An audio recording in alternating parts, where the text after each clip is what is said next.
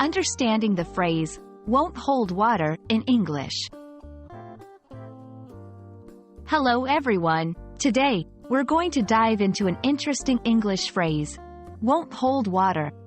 This expression is a metaphor used in various contexts, and understanding it can really enhance your English comprehension and communication skills. Let's get started.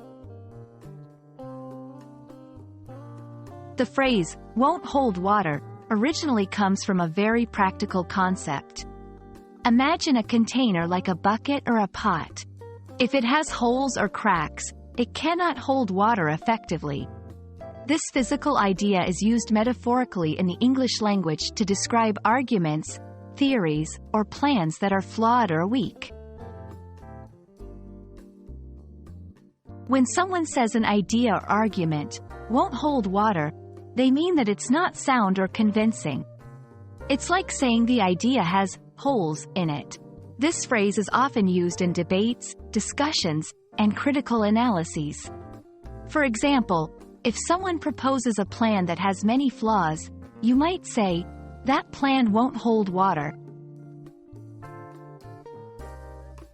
To help you understand better, here are a few examples.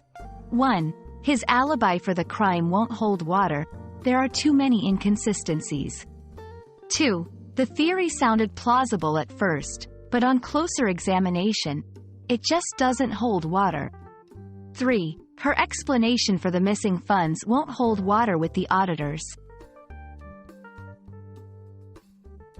Be careful not to use this phrase for situations that are literally about holding liquid.